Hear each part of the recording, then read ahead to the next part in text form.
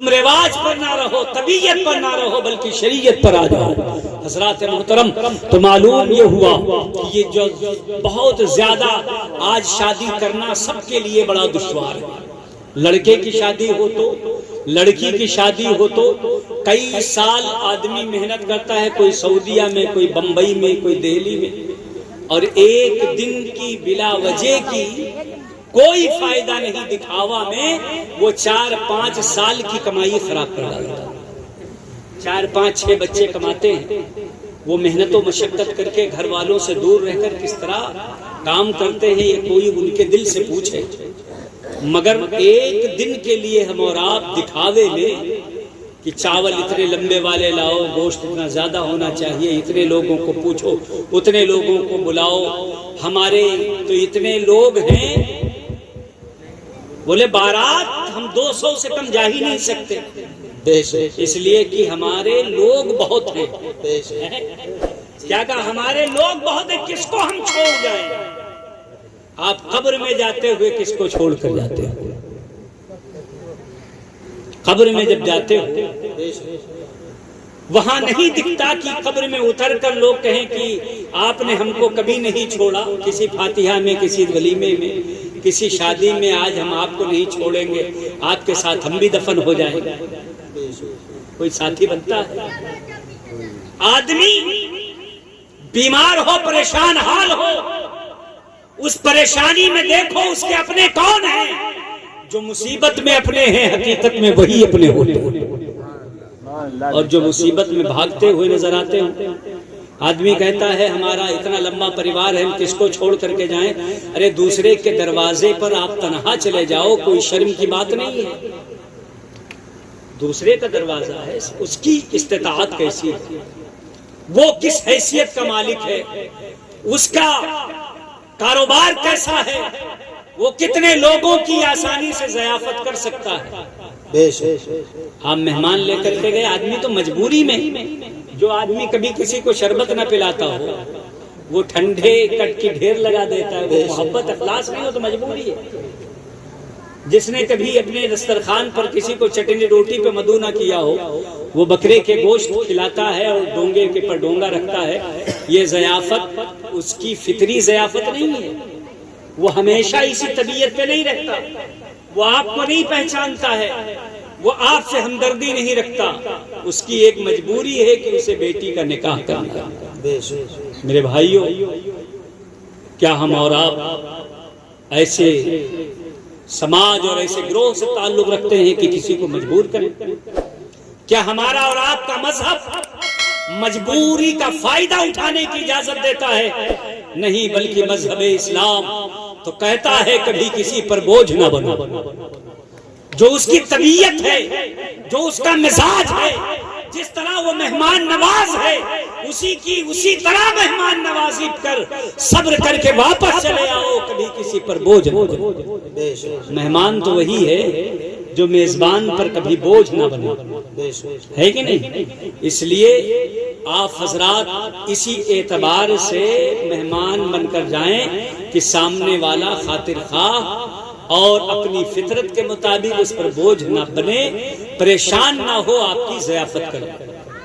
اور باراتیوں کا مزاج، اللہ اکبر، باراتی بن کر کے گئے تو پھر آدمی یہ سمجھتا ہے کہ ہم کہیں اور سے نازل ہوئے، آدمی ٹوٹ پڑتا، ایسا لگتا ہے کہ اسے ٹھیکہ دیا گیا ہے کہ تمہیں کھانا ختم کرنا ہے، تمہیں آلو ختم کرنا ہے۔ حد تو یہ ہے کہ آلو اور چاؤمین نہیں بچتی، وہ بھی کچی کاٹ کر ڈال دیتے ہیں۔ باراتی اتنے فاسٹ پہنچتے ہیں کہ وہ گوبھی کھا جاتے ہیں، وہ بھی کھا کے ختم کر دیتے ہیں، وہ پتے والی گوبھی۔ بالکل آدمی کا مزاج ہی جانور جیسا ہو جائے۔ تو اس طریقے سے آپ باراتی بن کر کے نہ جائیں، کسی کے دسترخوان پر جائیں تو وہاں پر اپنے ہاتھوں کو سنبھالیں، آپ کے ایمان کا اور آپ کے اس وقت جو آپ کے اندر ضبط کا مادہ ہے اس کا امتحان ہوتا ہے۔ کھاؤ، طریقے سے کھاؤ۔ آدمی 600 روپے 700 روپے کلو کا گوشت لاتا ہے، آدھا ہڈی میں لگا رہا، جلد بازی میں جلدی جلدی جتنا چھوٹا چھوٹا آدھا کھایا آدھا پھینک دیا۔ اپنے پیسے کا 5 روپے کا بتاشا خریدتے ہیں بازار میں، اور پتے میں جو پانی چھوٹ جاتا ہے بتاشے سے تو اس کو ایسے اٹھا کے پی لیتے ہیں۔ وہ پانی پھینکنا گوارا نہیں کرتے، دوسرے کے دسترخوان پر گوشت پھینک دیتے ہو، ہڈیوں میں لگا ہوا گوشت چھوڑ کر چلے جاتے ہو، سالن پلٹ دیتے ہو، باسمتی چاول چھوڑ کر کے چلے جاتے ہو۔ کیا یہی مزاج ہے ہمارا اور آپ کا؟ آپ کے نبی نے یہ طریقہ بتایا ہے، چاہے دسترخوان اپنا ہو یا دوسرے کا ہو، دسترخوان اپنا ہو یا دوسرے کا ہو، پلیٹ صاف کر کے کھاؤ، چھوٹے چھوٹے نوالے کھاؤ، چبا چبا کے کھاؤ، پیٹ کے 3 حصے کرو، ایک میں کھانا، ایک میں پانی، اور ایک ہوا کے لیے چھوڑ دو۔ چاہے جتنا کھا لو گے دوسرے ٹائم بھوک لگنی ہی لگنی کہ نہیں لگے گی؟ اس لیے باراتیوں کو بہت کنٹرول میں رہنا چاہیے، فطرت کے مطابق کھانا کھانا چاہیے، کبھی بھی بہت زیادہ کھانا نہیں کھانا چاہیے، جو فطرت ہو، جیسے آپ اپنے گھر پہ کھاتے ہو، جیسے آپ کی عادت ہو، اس اعتبار سے کھانا کھایا کرو۔ اعلیٰ حضرت امام اہل سنت کا ایک واقعہ میرے ذہن میں آتا ہے۔ اعلیٰ حضرت کی ایک جگہ پر دعوت ہوئی، آپ کی دعوت ہوئی تو ظاہر سی بات ہے ہنگامہ ہو گیا۔ جب آپ وہاں تشریف لے گئے تو علاقے کے تمام لوگ 150-200 آدمی اکٹھا ہو گئے، اور وہاں پر علماء بھی تمام تشریف لائے، سب کی پرتکلف دعوت کی گئی، ضیافت کی گئی، گوشت بنا، تمام کے تمام لوگ آئے، کھانے پینے کا انتظام تھا، سب کھا پی رہے تھے۔ اعلیٰ حضرت بھی کھانا کھانے لگے تو کھاتے کھاتے آپ نے فرمایا، کہا جو صاحب دسترخوان ہیں انہیں بلایا جائے۔ کیا کہا؟ صاحب دسترخوان، یعنی جن کا گھر ہے، جنہوں نے کھانا بنوایا، ان کو بلایا جائے۔ آپ لوگ ادھر دیکھیے نا، تقریر ہم کر رہے ہیں، توجہ بیچارے اسٹینڈ توڑ کر رکھ رہے ہیں، ادھر دیکھیں۔ ہماری بات سنیے، یہ ضروری ہے، یہ سننے کے لیے آپ بیٹھے ہیں۔ تو اعلیٰ حضرت نے صاحب خانہ دسترخوان والے کو بلایا، لوگ دوڑے دوڑے گئے، کہا آئیے آپ کو اعلیٰ حضرت بلا رہے ہیں۔ وہ آئے، سوچا کچھ کمی زیادتی ہوگی، نمک مرچا مسالہ کچھ کم زیادہ ہوگا، اعلیٰ حضرت وہ بتائیں گے۔ آئے، کھڑے ہو گئے، کہا حضور فرمائے کیا بات ہے، کیوں آپ نے مجھے بلایا ہے، کوئی شکایت ہے؟ آپ فرمانے لگے نہیں، کوئی شکایت نہیں ہے، آپ سے ایک اجازت لینی ہے، آپ سے ایک اجازت لینی ہے۔ لوگوں نے کہا اجازت لینی ہے، اعلیٰ حضرت نے فرمایا، تو وہ کہنے لگے اجازت کس بات؟ تو اعلیٰ حضرت نے کہا کہ تمہارا شوربہ بڑا ٹیسٹی ہے، میرا دل چاہتا ہے کہ روٹی اس میں بھگا کے کھاؤں، کیا تم اجازت دیتے ہو کہ اس شوربے میں میں روٹی توڑ کر بھگا دوں اور اس کے بعد کھاؤں؟ وہ کہنے لگے حضور آپ کے لیے یہ پورا پنڈال سجا ہے، یہ ساری دعوت ہو رہی ہے، یہ ساری ضیافت، آپ اتنے بڑے عالم علامہ مولانا ہیں، آپ شوربے میں روٹی بھگا کر کھانا چاہتے ہیں تو اس کے لیے پوچھ کیوں رہے ہیں؟ تو اعلیٰ حضرت نے فرمایا کہ ایسا ہے، جہاں کا جیسا رواج ہو اسی طریقے کا کھانا وہاں ضروری ہے۔ یہاں کا رواج یہ ہے کہ ایک نوالا شوربے میں ڈباؤ کھا لو، پھر دوسرا نوالا توڑو، پھر شوربے میں ڈباؤ پھر کھا لو، پھر تیسرا نوالا توڑو، پھر شوربے میں بھگاؤ پھر کھا لو، یہ رواج ہے۔ اور ہمارا دل چاہتا تھا کہ پوری روٹی ایک ساتھ توڑ کر شوربے میں بھگا دے، ایک ایک نوالا شوربے میں ڈبا کر کھانے میں شوربہ کم لگتا ہے، پوری روٹی ایک ساتھ بھگائیں گے تو اس میں شوربہ زیادہ لگے گا، تو رواج کے خلاف ہمیں کھانا یہاں جائز نہیں ہے جب تک آپ کی اجازت نہیں۔ کھانا ہمارے لیے حرام ہے، ہمیں اجازت نہیں ہے کہ اس رواج کے خلاف ہم کھائیں، اس لیے ہمارا دل چاہا تو میں نے تمہیں بلایا، اب اگر تم اجازت دو تو روٹی کا بھگا بھگا کے کھائیں۔ اعلیٰ حضرت نے ہمیں اور آپ کو کیا پیغام دیا کہ جو رواج ہو اس رواج کے مطابق ہی دوسرے کے دسترخوان پر کھاؤ۔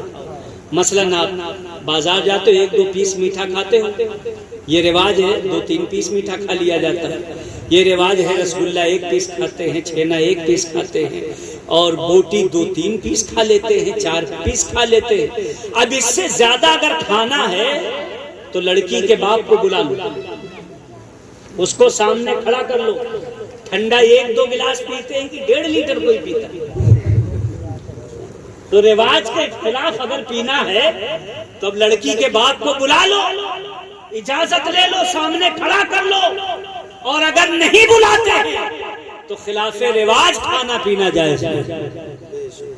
بولیے ذرا، بڑے دھیمے ہو گئے، سب لوگ بارات میں جائیں گے نا؟ تو جائیے تو انسان کی طرح رہیے، بے قدری نہ کیجیے، عقیدت اپنے اندر سے وزن پن ختم مت کیجیے، یہ نہ لگے کہ آج یہ انسانیت کے لبادے سے باہر۔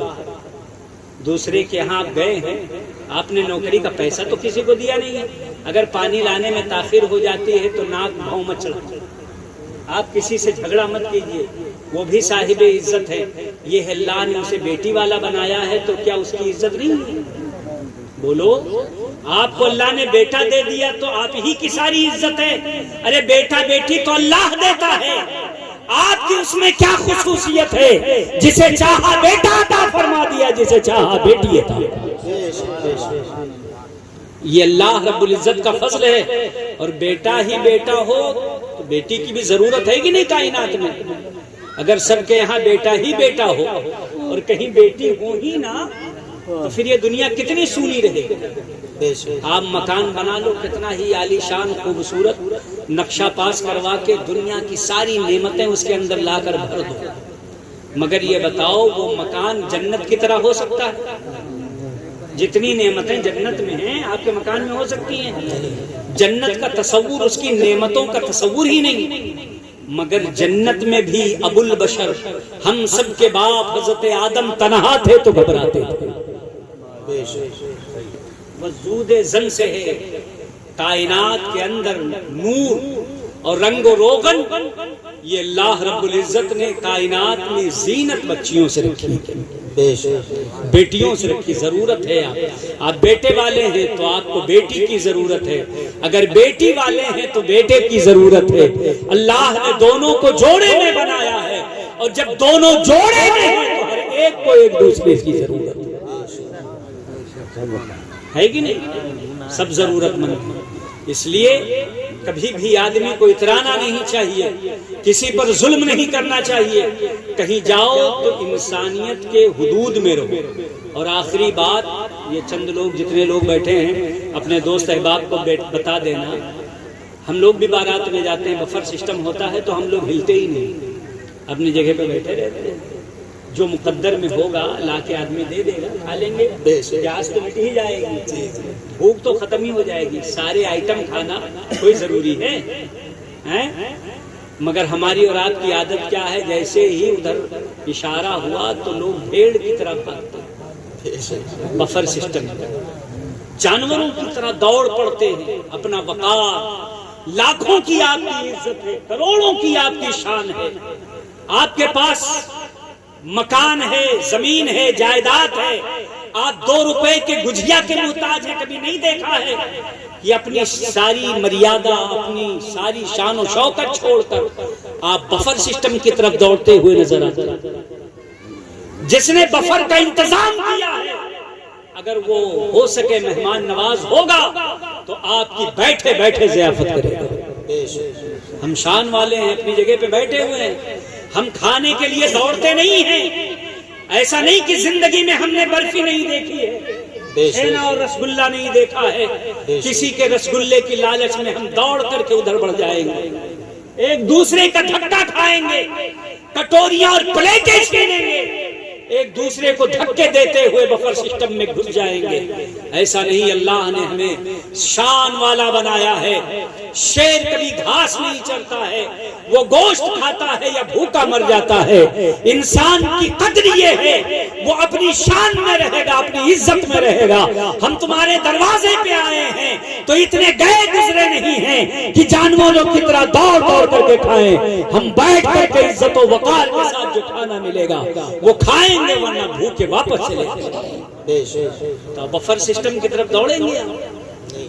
مٹھائی لگی ہوئی ہے، ہٹایا جیسے چادر، سارے لگتا ہی نہیں کہ یہ انسان ہے، لگتا ہی نہیں ہے کہ یہ صاحب اثر ہے، صاحبان عزت ہیں، ایسا لگتا ہے کہ قیدی ہیں جو جیلوں میں بند تھے، وہاں بھوکے پیاسے تھے کئی دنوں سے۔ آج ان کا گیٹ کھولا گیا ہے تو یہ بھوکے پیاسے اپنے اپنے چاراگاہ کی طرف دوڑے چلے جا رہے ہیں، یا جانوروں کی طرح باڑے میں بند تھے، آج ان کے باڑے کا دروازہ کھولا گیا ہے اور یہ جانوروں کی طرح دوڑے چلے جا رہے ہیں۔ میرے بھائیوں، اس لیے نہ بفر سسٹم میں کھڑے ہو کر کے ناشتہ کیجئے، نہ کھڑے ہو کر کے کھانا کھائیے، اس لیے کہ اللہ نے آپ کو کھڑے کھڑے کھانے پینے والا نہیں بنایا ہے، بلکہ آپ انسان ہیں، بیٹھ کر کھایا پیا کیا۔ اس کا خاص طور پر خیال رکھیں، اپنے دوست احباب کو بھی منع کریں۔ کھڑے کھڑے کھانا انسان کا کام نہیں ہے۔ کس کا کام ہے؟ جانوروں کا بھی کام نہیں ہے۔ جانور بھی کھڑے ہو کر تھوڑی کھاتا ہے۔ کھڑا تو یہ ہے کہ آدمی دو پیر پر کھڑا ہو، اور جانور ہوتے ہیں چار پیر پر، تو ان کا معدہ بچھا ہوا ہوتا ہے، وہ یہاں کھاتے ہیں، دھیرے دھیرے دھیرے دھیرے پیٹ بچھا رہتا ہے، دھیرے دھیرے دھیرے دھیرے وہ معدے تک پہنچتا ہے۔